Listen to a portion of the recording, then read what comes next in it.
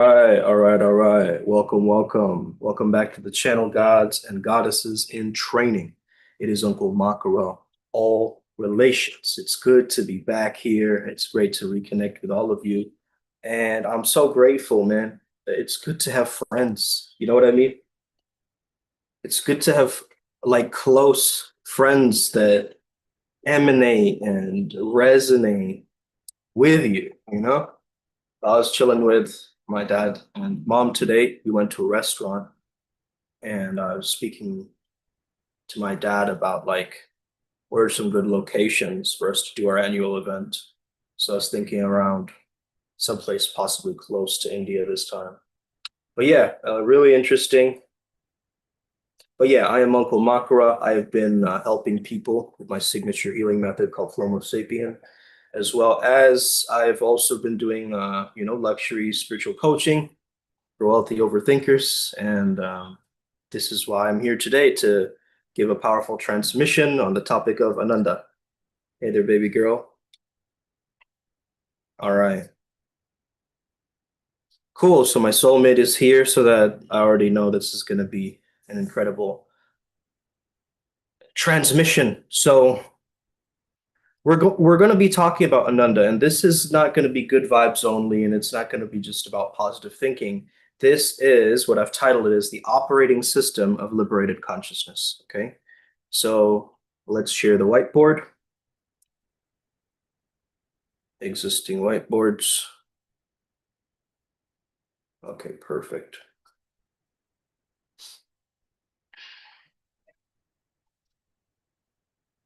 Okay, let's get right into it. Ananda, right? How would an Australian guy say it, right? Ananda. And it sounds like my dad's name too, Anindo. Anyway, bliss, okay? It's translated as bliss, but it can be quite a dangerous pronunciation because the word itself is translated as bliss, but it's this shows us that it's not ordinary happiness. And also it's disastrous because people then chase pleasure states and then they start calling it spirituality, right? Ananda is not an emotion. Okay, it's closer to an innate delight of being, right? The fragrance that appears when resistance drops and awareness starts to rest at its own nature, right? So it's like a Sanskrit vibe field of delight, joy, beatitude. Beatitude is just a word I invented. When something has a beautiful attitude, right? Or it's like a beautiful gratitude to merge the two words. But anyway, in spiritual science, it becomes a technical term, the taste of reality, when the mind stops trying to own it. Okay. Love you, my soulmate. Is there anyone else tapping in? I see two people. Go chime in. Whoever's online, let's tap into this. This is a very interesting topic. So ask lots of questions. Let's get right into it. Okay, so if you understand the secret embedded in the word itself, Ananda isn't something that you manufacture, okay? It is something that you uncover. So if suffering is friction against what is, then Ananda means zero friction being, okay? And we got to understand these three levels of it, right? Sukha, which is comfort or pleasantness, right? Comes and goes with conditions, food, praise, sex, success, safety. Harsha or Shantosha, which is more stable, but it's still mental emotional, right? So it's like feeling glad, feeling content, and so forth. And of course, we have Ananda, right? The bliss as the nature of awareness, which is not dependent on conditions, but conditions can veil it, but don't create it. So when texts talk about Ananda, they're not selling you dopamine, right? They're pointing you to a substrate. Okay? They're pointing you to a substrate. And do I talk about Satchitananda? No, I didn't. Um, Perhaps I did actually. Did I? Nope. Okay. Let me just mention it briefly here. So you guys, some of you guys know this already, so I'm not gonna go too long on this, but it's important to note. So Sat is being, or truth or reality. Chit is consciousness, knowingness. Okay, it's also associated with intelligence, right? And Ananda is bliss or fullness or flourishing, right? Fullness of being. So when reality knows itself without distortion, right? It's experienced as a fullness. There's nothing missing. So Ananda is basically the signature of consciousness tasting its own wholeness. Does that make sense? It's a bit complex, but I want to get really practical with you guys, as well as we're going deep into the rabbit hole, right? So Ananda is not excitement, okay? It's a non-need. So once we understand, there is this protocol I'll share with you guys. Well, first and foremost, it's like pleasure says, I got what I wanted. Oh, I did write it here. Okay, so pleasure says, I got what I wanted. But Ananda says, I never lacked anything, right?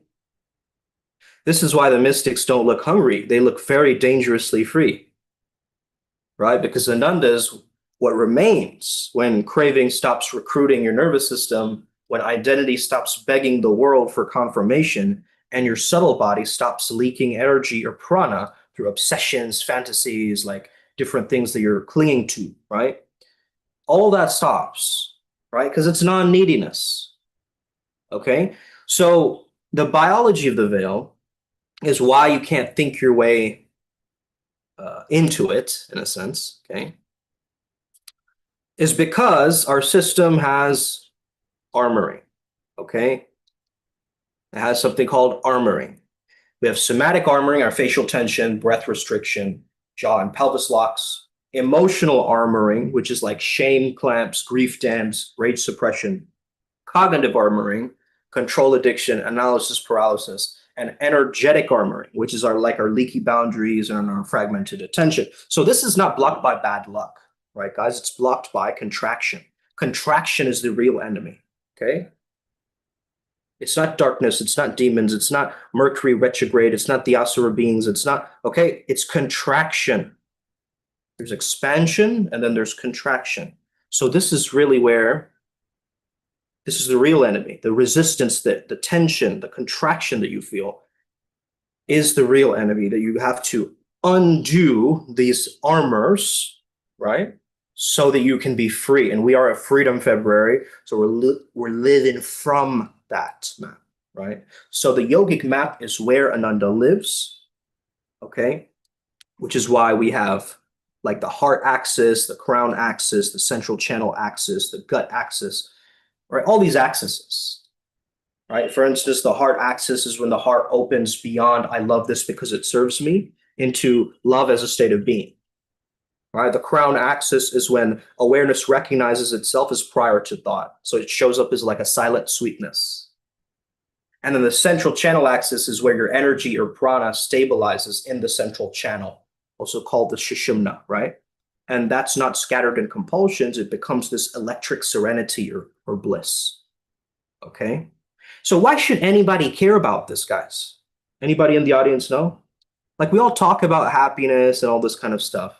But what is the main kind of key of this? Why should we live with happiness or bliss? Why is it even important? Right? Maybe I'll take a few answers. Anybody have any ideas?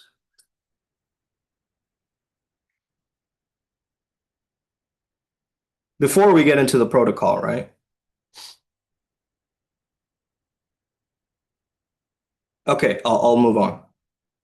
So why should anybody care? Because without Ananda, most people live as energy slaves, right? Without the Ananda, most people live as energy slaves. Meaning they're chasing validation, they're chasing novelty, they're chasing stimulation, they're chasing control, they're chasing spiritual achievements. But Ananda is the end of the hunger spell. And here's the practical reason. When you're plugged into Ananda, you become harder to manipulate, less reactive, more creative, and more charismatic because you're not trying. Right? You stopped trying and you're more lethal with your focus because your attention isn't bleeding. So it becomes like a sovereignty nectar, right? And how do you attain it? Stillness, okay? So you're not finding bliss, you're removing noise. Okay? So let's get into the direct protocol. All right? So the first doorway is stillness, stopping the mind from thrashing. Sitting daily, not chasing meditation experiences, but tracking the gap between our thoughts. Resting as the knower, not the storyline. Okay? And not negotiating with the thoughts, but just observing them, like weather. Oh, there's a weather pattern. This is interesting. Oh, there's a bunch of clouds in the sky. Oh, there's lightning over there. Cool. Right? But you're still the sky. But you are still the grand, vast sky. Okay? Limitless sky. Your nervous system can't stabilize in Ananda if it's addicted to micro cravings. Purification isn't a moral thing, it's an electrical thing. So when you reduce compulsive inputs, right? Clean food, clean sleep, maybe clean breath. You stop saying half yes to relationships. You devote yourself to one path, right? One pointed work sometimes blocks as well. However, anything that fractures attention can steal your bliss. So you have to work alongside this datum, okay? The door number 3 is surrendering. So this is like a hidden gate because Ananda erupts when the inner controller realizes, I can't micromanage reality into safety. Okay? Can't do it. I'm offering resistance into the breath. I'm letting sensations be fully felt without narration. And I'm dropping the should and if only in real time. So feeling everything but clinging to nothing. Okay, this is the protocol. So look at the direct protocol: posture, breath, scanning, permission, inquiry, rest, and seal. Why am I saying inquiry, guys, right? Inquiry is another way to meditate and self-realize as you're just going about your day, right? Doing little internal check-ins, okay? Ellie says, what was the question? I didn't understand. Okay, so the question was, okay, going back earlier, the question was, why is bliss or Ananda important in life? Why should we feel blissful? That was the question, right? So the biggest trap is, of course, mistaking bliss or Ananda for peak states, right? Getting high, right? Breathwork high, chakra surges, orgasmic energy, psychedelics. Listen, these can be beautiful, but they're often just bliss with turbulence, right? They're Rajasic bliss, but true Ananda has the sattvic signature. It's very calm and spacious, non-grasping, strangely ordinary, but very deeply satisfying, right? It makes you, if it makes you hungry for more, it's not a stabilized bliss yet, right? Is this Hinduism? Yes, this comes from Hindu concepts. Yes, comes from Hinduism. But I'll try to help you merge pantheons and kind of understand it from an omnist lens as well. If you're not a practicing Hindu, you'll still understand like how to use this tech, right?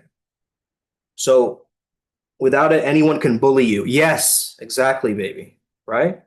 Anybody can bully you if you're not blissful because you are relying on them for a reaction, right? You're waiting. The bully wants you to react, right?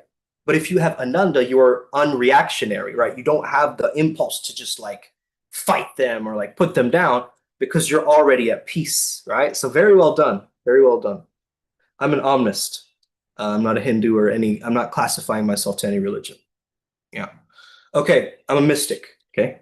So Ananda is your default until you betray yourself.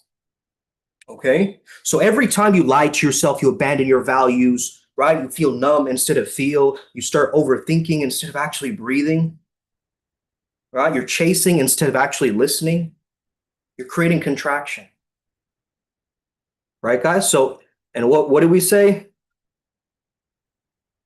We said, what is the enemy? Contraction, right? So stop creating the veil. That's it. The path is brutally simple. If you want, we can also go deeper through the bliss scales, but I don't think we'll do that today. I just want to get through this kind of my epiphanies around this topic, right? So let's get into, should we talk about, let's see. Well, we talk about Shiva a little bit. Um, should we talk about Shiva first? Sure, we can talk about Shiva. Okay. So Shiva is the most misunderstood bliss deity. Okay. Because people think that Shiva is like orgasmic tantra god or like some kind of pleasureless ascetic, right? But Shiva is all of it, right? Everything is nothing, right? Shiva sits in the cremation grounds because Ananda, that depends on form, dies with form. So that means his bliss survives all these things listed out: death, loss, humiliation, right? This is why Shiva is called Ananda Tandava, right? The blissful dance of destruction. So Shiva's bliss is not an emotional bliss. It's the ecstasy of not needing existence to be different, right? So if bliss disappears when things fall apart, it was never Ananda, right?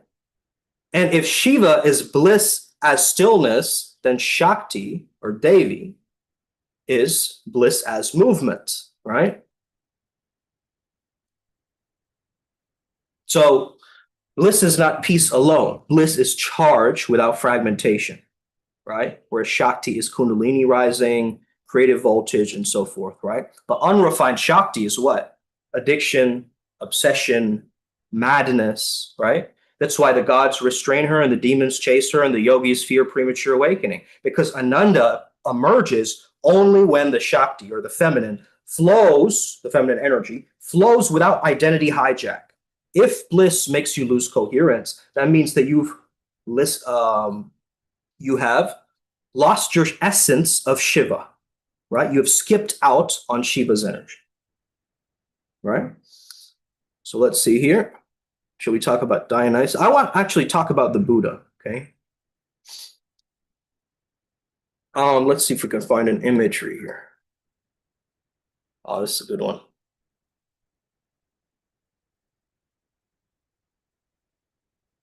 See if this is pasting. Nope.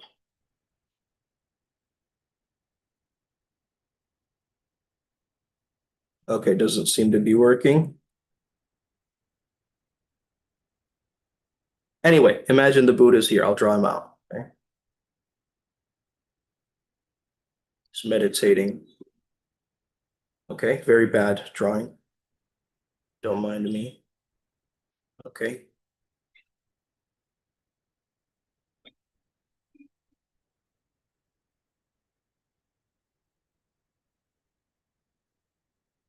Okay, let's just draw him out symbolically for right now. But first and foremost, the most literal mythic encoding is Ananda was actually the cousin and attendant of the Buddha. I don't know if you know this, but he's not the Buddha himself, but he's the one in Samadhi, and he's the one who remembers everything, right? So Ananda actually memorized every discourse from the Buddha, right? He didn't attain enlightenment early. He stayed close. He listened. He absorbed, right? But Ananda is bliss through proximity to truth. So that means he was sitting near the Buddha and he got all the codes, right? So bliss stabilizes when awareness becomes intimate with reality, not tries to escape it. Because Ananda attained awakening only after the Buddha died, meaning bliss emerges when the external teacher dies and the inner witness remains. So Ananda is a non-ecstatic bliss. It goes into all of us, right? So all the pantheons are talking about this. The joy of being with what is without trying to become special, right, guys? So super powerful. Let's go a little bit into Dionysus. I won't touch on that too briefly. Let's go. Right. Okay. So Dionysus is Ananda weaponized against repression during the time, right? Because he was the god of wine, ecstasy, dance, disintegration from social identity. But he also always comes with Maenads tearing kings apart, insanity, like craziness, right? Loss of control, this kind of stuff too. So Dionysus is bliss without containment. So this myth is actually a warning to us, guys. If your nervous system cannot hold bliss, then bliss turns predatory. Okay? If the nervous system cannot hold bliss, bliss turns predatory. And this is what we see in modern culture, right? Party culture, all the new age, like psychedelic chasing, right? Spiritual bypass highs. Hey, I've been there in the past. I had to learn from it. Listen, Dionysus teaches you that Ananda without discipline eats the host, right? What about the Mesopotamian myths, right? They call it, I think, Tlaloc and the rain gods. So they talk about it as bliss as nourishment. Okay. Oh, it pasted finally. Okay, now it's working. So wild, right? Sheesh. So in Mesoamerican myth, bliss is not just inner peace, it's fertility, right? So the rain gods bring the crops, the life, the abundance, but they demand sacrifice because the life force must circulate, right? And this is a kind of an old ideology as well, mixing with the new, because there's a lot that's changed over the historical times, and the stagnant bliss definitely rots. Okay, so bliss is nourishment, but only when energy flows outwards as service, creation, offering, right? Otherwise, it just becomes a spiritual obesity of sorts, right? This is Eros. Okay, let's talk a little bit about Eros. So original Eros, again, he wasn't a chubby baby, right? Original Eros was, he was primordial Eros. So he represents attraction before desire, coherence before craving, bliss before object, right? This is a pre-dual delight, if you understand this. Let's go into Anubis. Very interestingly enough, Anubis has come up a little bit. But Anubis doesn't give you bliss, okay? But he will test if you're capable of it. The heart weighed against the feather, right? Meaning if your heart is heavy with attachment, bliss crushes you. But if your heart is light, your bliss can flow, right? You're not carrying so much in your heart space, right? And put up heart walls. I don't believe in love. I don't believe in this, right? Instead of that, your heart breaks until it is unbreakable, anahata, unhurt, right? So those who cling to the identity feared bliss. Those who purified enjoyed the field of reeds, which is effortless delight. And the meta pattern here is across cultures, bliss is never handed out freely, right? It's sustained without discipline. It's safe without maturity, right? Okay.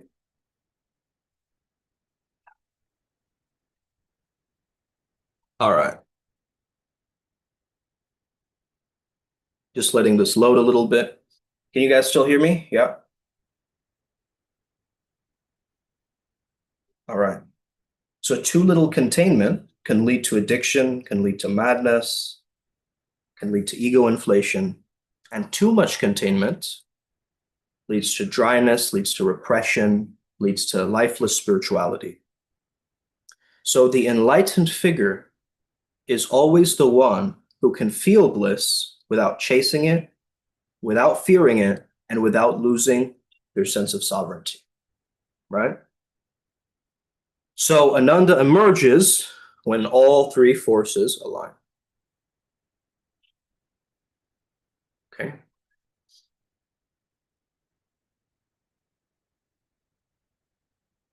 Awareness, the witness, Shiva, energy, life force, Shakti, and integrity, which is the inner weightlessness or the Anubis code. Okay. So Ananda emerges when these three align. That means if you miss one, then bliss starts to destabilize. But that's why true adepts look calm but alive, dangerous but benevolent, grounded yet luminous. They're not high, they're full. Are we getting this, guys? So, so that means, right? And again, I want to get into the science a little bit of this too, very briefly. We won't touch too much into the science because, it's like, yeah, we're talking about esotericism first, but I think it's cool that this molecule shouldn't even exist, but it does, right? So anandamide, right, is a chemical that's produced in our brain that helps the brain unlearn threats, right? So it was coined in 1992, and it is an endocannabinoid, which means it makes its own THC-like signal in your brain from weed. That's what you smoke, right? And you get that. Anandamide is released. However, it's not stored in vesicles like dopamine or serotonin, and it is synthesized on demand. However, like Sadhguru, for instance, says that if you do his inner engineering program, you get an 80% rise in endocannabinoids or something like this. So he's like picked out the science and now he's kind of using it to market, which I think is very interesting because I did see a recent post from Isha Yoga Center that they were talking about this, right? Anandamide and so forth. So the nervous system literally produces bliss molecules, but only when the conditions are right. Then immediately it destroys them, right? So it's a temporary state. Bliss is not stockpiled, it's a momentary permission. And it's a doctrine, it's not a bug, right? So why did evolution make bliss very fragile? This is key, guys. Okay? We'll talk about the Yoga Sutras in a second. But from a survival lens, long-lasting bliss is a loss of vigilance, right? And loss of vigilance means death. And since anandamide is short-lived, local, and context-dependent, right? Nature encoded the same truth that mystics repeat, that bliss cannot be possessed. It's a place where you visit. You are merely a visitor in the realms of Ananda. Or you have accessed the bliss body and now it's just like blissing out, right? Because I've worked a lot with like light body activations and so forth, and I just get random moments of bliss, like just flowing through my body, right? Little tickles, little tingles, like all throughout my nadis and meridians, right? I've experienced that before. However, it's trying to hold it activates the enzyme that destroys it, right? So it's like, it's fa, okay, as they say. It's extremely, yeah, it's broken down extremely fast by fa, which is fatty acid amide hydrolase, okay? So, all right. All right, 4 people watching, cool. Guys, if you have any questions, and remember, every addict will convince you how great their drug is. Yeah, that's very true. Very true. Anandamide is also arachidonolethanolamide, right? Instead of anandamide. Why don't you just call it something simple, yo? Right? Science uses such these long terms. But yeah, I really like this because it's like, hey, the layers of the self and the 5 koshas, right? Super interesting. Buddha. Oh, I just saw your previous comment, baby. Okay. I'm just laughing. Now I'm in Ananda. Okay. But why do runners like talk about runner's high? It's not endorphins, right? An old myth is that runner's high is endorphins. The new data is showing that anandamide spikes when you're running. Okay. When you're running, because endorphins don't cross the blood-brain barrier well, but anandamide does. So endurance movement increases anandamide levels significantly. Okay. So yeah, so repetitive walking, people go on pilgrimages, prostrations, right? Cyclic movements. It's been known, right? This validates the ascetic and yogic traditions too. And of course, the Yoga Sutra. Let's go briefly to the Yoga Sutras. Sthira Shukam Asanam. Posture becomes blissful when effort dissolves. Okay. So movement that entrains your breath, rhythm, and intention is a biochemical bliss state. Sheesh. Okay. Damn. What about the Christic twist? In Christian mysticism, bliss is called joy without cause, right? And it maps so well. Like across all pantheons, this maps incredibly well. Because across the scripture and biology, the same law appears. Bliss is endogenous, it's transient, it appears when resistance drops, it disappears when grasping begins, right? So it's Ananda in scripture and Andamide in flesh. It's the same intelligence, it's a different octave because you don't create bliss. You stop triggering the enzyme that destroys it. And that's the real yoga, right? That's the real yoga. And why can you never judge another soul? I'm going to ask another question.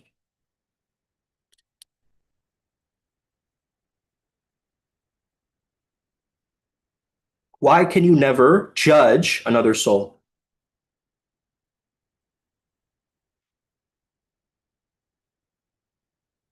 Why do they always say that only gods can judge, right? And so forth. Was it a form of control that they did that? Maybe.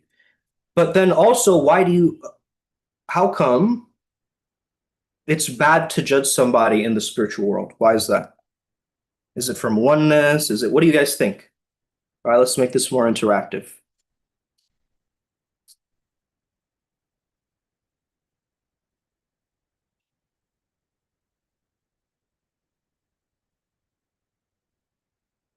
Okay.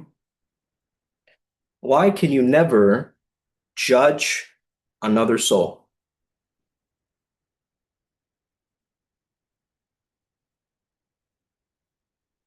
And I mean modern day judgments, right? Like gossiping about people or like judging them or like belittling them or like putting them down, projecting onto them. Why is that stuff bad?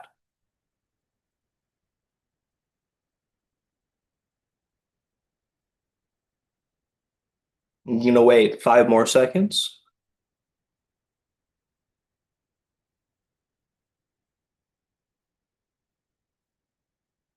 Okay, let's move on.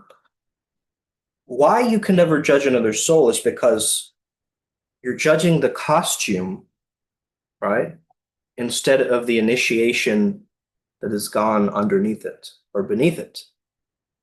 So spiritual rank is not visible in behavior all the time, right? It's encoded in capacity. So I could look at an old man and be like, look at that weakling, right? He's so weak physically.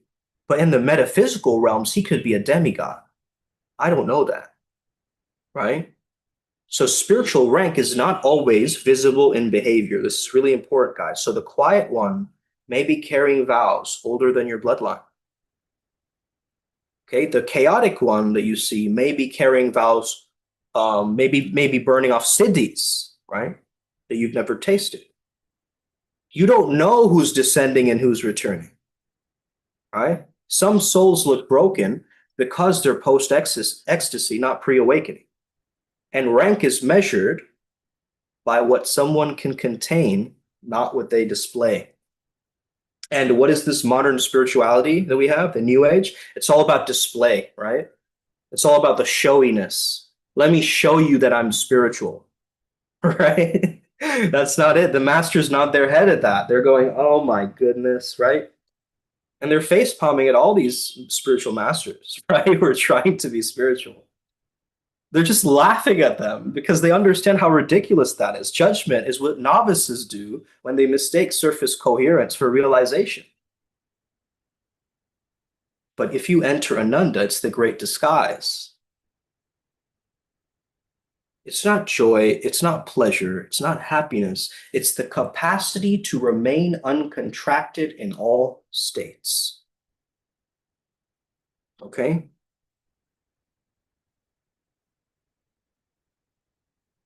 Ananda is the background radiation of non-division.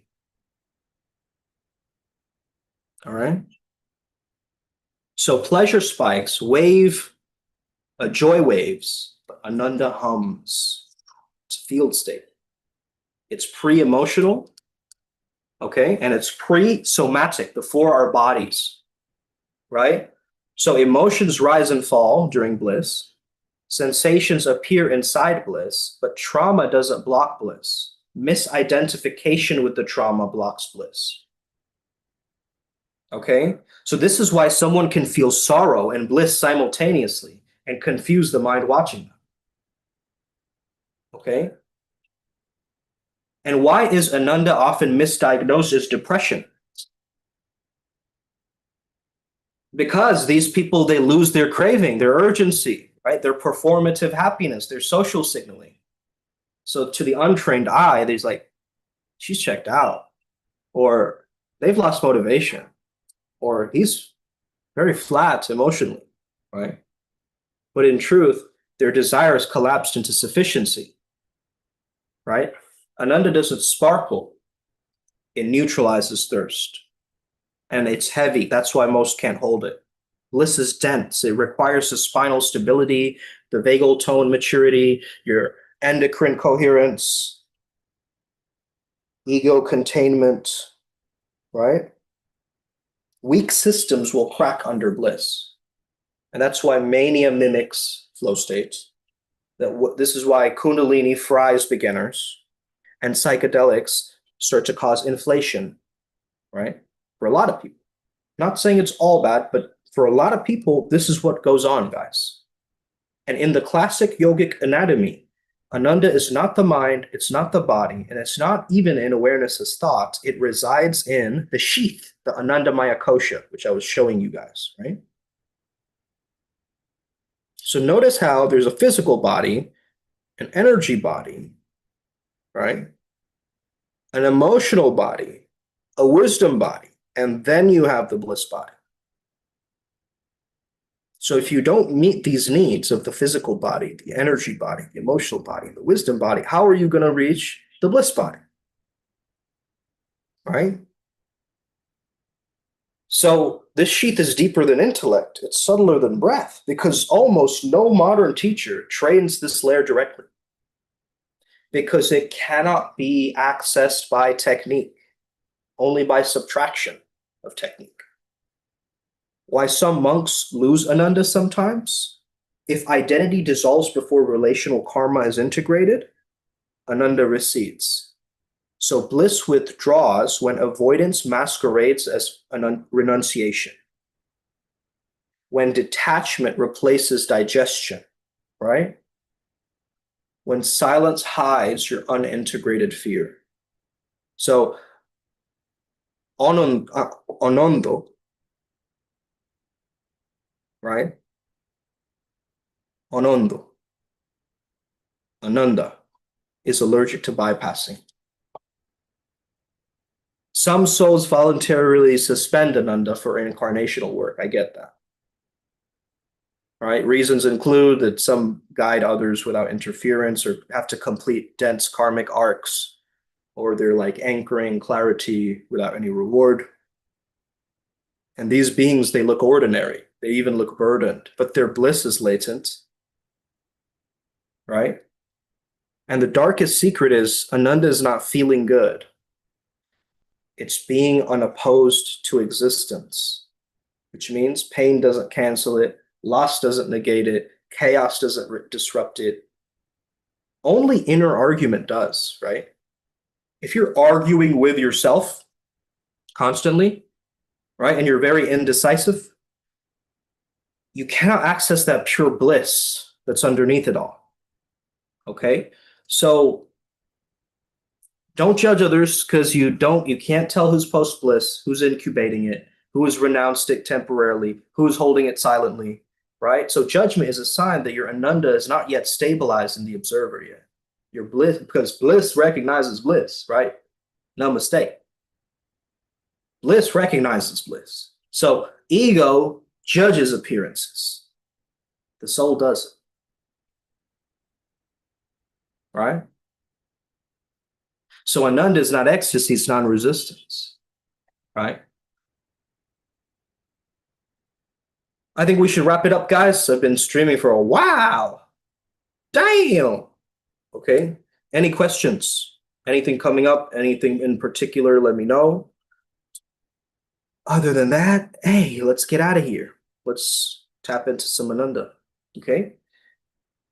So it's non-resistance and bliss does not smile for you. The most blissful beings look very unimpressive at first, but if you need to broadcast joy, then it hasn't landed for you yet, right? Silence is sometimes the residue of completed desire. And you can't rank souls by behavior, only by capacity. Capacity, right, is invisible. This is why the wise, they bow to everyone. They bow to everyone, right? They don't know who's carrying the sun in standby mode, right? So they bow to everyone. Mathis says ego judges it because it can't attain it. Egoless space. Was driving, that's why I know typing. Got you, brother. All right, cool. Thank you guys for tapping in. I hope you have an incredible rest of your day. May the flow be with you and stay legendary. I hope you enjoy this whole transmission.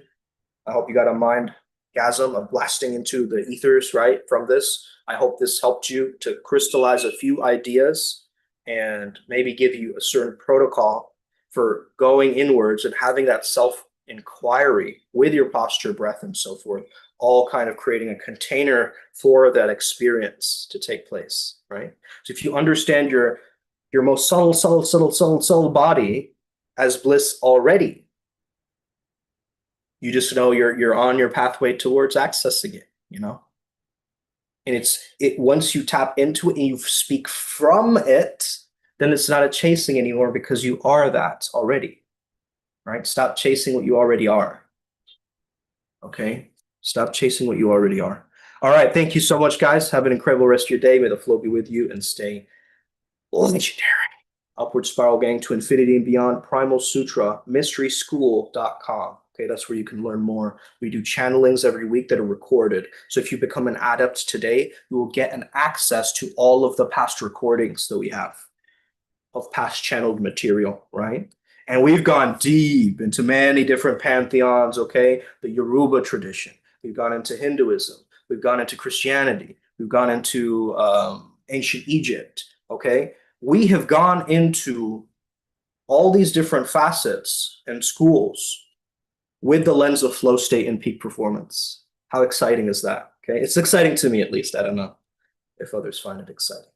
But yeah, all tools are merely training wheels for the ego, and that's why I build spiritual ego. I know, still I battle it sometimes. Yeah.